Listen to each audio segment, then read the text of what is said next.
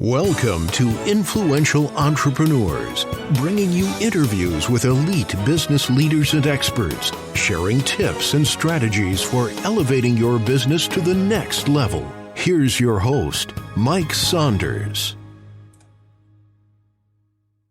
Hello and welcome to this episode of Influential Entrepreneurs. This is Mike Saunders, the Authority Positioning Coach. Today we have with us David Hogan, who's an entrepreneur, creator of seven-figure businesses, and author, and he's a business coach. David, welcome to the program. Mike, hi. Thank you so much for the honor of being on your show. I'm delighted to be talking to you. Yeah, I'm excited to talk about your experience. I know that you've got some wonderful successes, and I know you also talk about resiliency and rebounding. So give us a little bit of your background, and let's talk about how you coach people to succeed in business, whether it's growing and scaling or rebounding from the tough patches.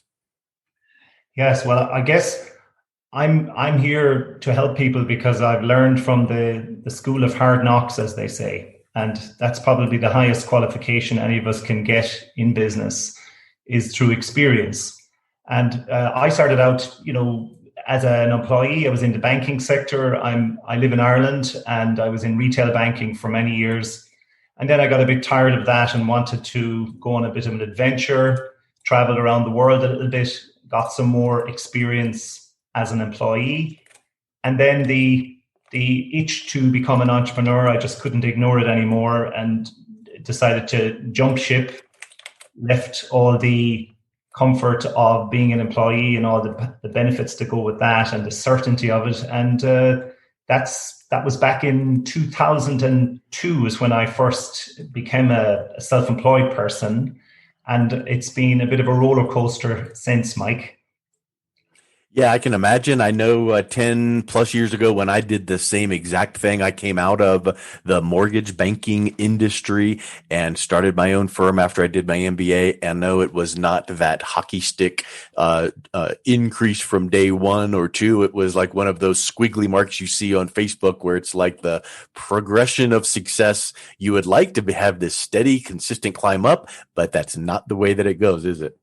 No, it isn't. And it's not to discourage people from entrepreneurship because we both know how rewarding it can be and how important it is for any economy and any country and society that you have entrepreneurs. But I guess some people may go into it, a lot of people go into being an entrepreneur blind to what it actually takes and what you may have to encounter along the way. And I certainly was in that category in that I started out in business quite green and inexperienced as to the type of skills I would need. I just had that essential ingredient that you need, which is the confidence to give it a go. But after that, I was very much learning on the job, as they say, or winging it for a while and picking it up as I went along. And if I was to summarize the first 5 or 6 years of being in business, started in late 2002 in real estate sales. Okay, so again, an industry that you'd be familiar with. And first couple of years were loss making as I built up that business. Then after, I think 3 or 4 years, I had my first break even year. Then I had one good year. And then along came the financial crash of 2008. Yep. So, well, and actually we should probably call that the financial crash of 2008, 9, 10, 11, because it just kept on and on impacting our lives. It felt that way, at least for me. Yes, and it did for me too, in that, so I didn't have a lot of a buffer to keep me going through the next tough patch because I had only one really good year. And, maybe some of that was me not being good enough at that time. And some of it was, well, you're just a victim of the circumstances around you. But regardless, we all had to get on with it. And so for the next couple of years, say from 2008 to 2010, it was like the air was being let out of the balloon slowly. And so by the time I came to 2010, I had to make that difficult but very essential realization and decision that the business that I'd set up, that I dreamed of, that I had invested everything in, money-wise and emotionally, was finished. It was gone. It was a failure. And I had to do that. Yep. Or else, or else you could have gone back to corporate America and tried. And I distinctly remember for me creating, kind of like I use a mind map. But some people would have said, here's a piece of paper. I'm going to draw a line down the middle and do pros and cons. But I distinctly remember sitting down going, where should I go back to corporate America? Should I continue to have the good fight? And of course I continued on, and things have moved on, progressed, and are wonderful. Here's a question for you, because this is really important for how you work with your clients. And we're talking right now about, the struggles that do happen. And we know that, but we want to eliminate the dream killers. We want to eliminate the crisis in your head. But how do you work with clients where you have this balance on the front end, while on one hand, they need to realize what can and will come up so they can be prepared, but you don't want to scare them off and say, well, it's not worth it. I'm just going to stay where I'm at in my comfort zone. What's the good balance there? Very, very good question, Mike. And I'm conscious of that too, that while my story, there's a lesson in it, it still wouldn't deter me from doing it all again or encouraging anybody else. And the reason I would say that is that anybody who is in business or aspiring to start a business, if you have a big enough why to do it, you will prevail. You will take the hits that might come. And, I also have learned from experience that if I had to seek out more help from the right corners, from the right channels, if I had to have an accountability partner to bring me back on the straight and narrow, and if I had to have the foresight to have more mentors who'd been there, done that to help me, then I probably wouldn't have suffered as much as I did. And if I was to transfer any wisdom to a client about entrepreneurship, about the business that they're in, or how to improve it, or how to stay at it, I would say ask for help from people who are better capable of doing aspects of your business than you are, and have somebody that you're accountable to that's objectively able to say, you're on the wrong road there, David. That's just not going to work for you, and pull you back in line, and you'll thank them in the long run. Kind of like a mentor, because at the beginning stages, you don't have the resources to pay people, but maybe having a mentor that is at the stage of their career to give back. You find some mentors that are just, hey, I'm at the twilight of my career. I've had wonderful success. I'm working 3 days a week because I've offloaded my day-to-day to, the people who run my business. I would love to take one person, two people under my arm. So is that something that you have seen or would recommend as well? Yes, it would. And I found that in general, people who are successful in business, usually they're not successful overnight. So they've learned a few things along the way. But I find that most people are very generous with their time and input, because they love business themselves. They love what it has done for them, their family, their lifestyle, their community. And they want to encourage that. So I don't think there's ever a shortage of information and wisdom available to you if you have the presence of mind to ask for it. Yes. And presence of mind means you need to do what I've often mentioned many times, the book by Michael Gerber. The book is leaving my mind at the moment. What's that? Is it the E-Myth? Yes. So take time to work on your business, not in your business. So maybe there needs to be every Friday afternoon, you knock off early and you go sit at a local Starbucks or coffee shop, and you sit down and review your goals and so whenever that is, once a month, once a week, it doesn't matter. Work on your business and say, where do I need help? And then I guess one question would be, where do you find those mentors that you can reach out to?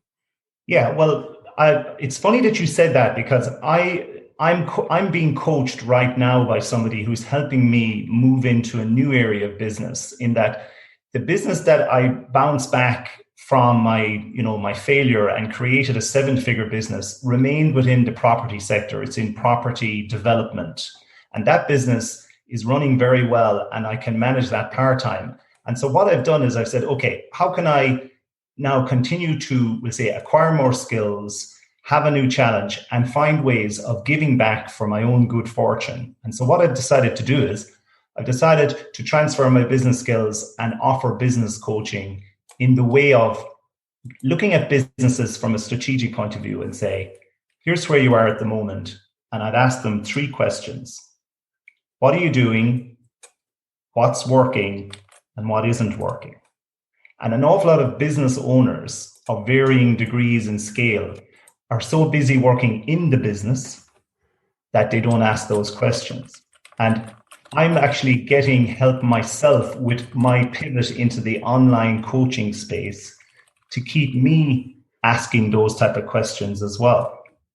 And if I can help somebody get a clarity of mind so that as they look forward into 2021 and beyond, whether it's an existing business or a new business, that the right questions are asked now, think of all the hardship and upset that you'd save yourself later.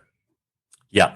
And I think that takes it takes effort to think about where would I like things to change? What has worked and not worked? And if I could wave a magic wand, what would things look like? And then who can I reach out to? And there are actually some books out there. I think Kevin Harrington just came out with a book about finding mentors and being mentored. And that's a really big thing. So I kind of want to move back into what are some things that you see when those troubling hurdles come in your business? How do you handle it, work through it, and bounce back from it? Okay. Well, people tend to make similar types of mistakes. And so whether it's starting a business or running your business, I think you need to be constantly evaluating, how is this working? What assumptions am I making? And an awful lot of the problems that you might encounter in the years ahead in any area of your life are often based on incorrect assumptions. And never more so is that evident at the moment, where businesses that would have been thriving in the last couple of years made assumptions that their market was stable, that they could continue to motor along nicely. And then we saw what happened with, the pandemic, etc. And if it wasn't the pandemic, it was going to be something else. We both know that. And an incorrect assumption and a critical error, I think, to make for the resilience of any business is to assume that you can stand still and just keep repeating the same business model. I think what I would like to do to help people and what I would offer to do is I would look at ways that they can pivot into new areas, keep what you have and find new sources of revenue stream within your business, be it more continuing to do your offline stuff, if it's that type of business, or digitizing your business and bringing it into the online space, which we both know is happening and is not going to change. Yes. Yeah, that's really big because I feel like through the pandemic times, getting back to normal will never be the normal we used to know. It's going to be the new normal. And I feel like there's going to be some aspects that we were forced to take that we will bring with us into the new normal because they just worked. So as an example, I did some work in the legal profession, and there were a lot of attorneys that are like, take your practice virtual. Wonderful. Need to. And I know that when things open back up and people can go on back in to see their attorney and sit at the conference room table, many will want to do that. But many also will say, I sure didn't like fighting traffic, finding a place to park, paying to park, walking in, it's raining and sitting. Let's just jump on a Zoom. And I feel like there will be those aspects of virtual that are conveniences that they will still reserve and say, come on down for the in-person meetings. But also, here's an alternative if you would like to meet by Zoom. Are you seeing the same things in your work? Yeah, I'm seeing the same things, and I think that's a good thing because, in general, it's giving people more balance. That it doesn't have to be the grind. So, before, a lot of businesses were blindly going along with a certain way of running their businesses, dragging all their employees in through rush hour traffic to all arrive at their desk at the same time.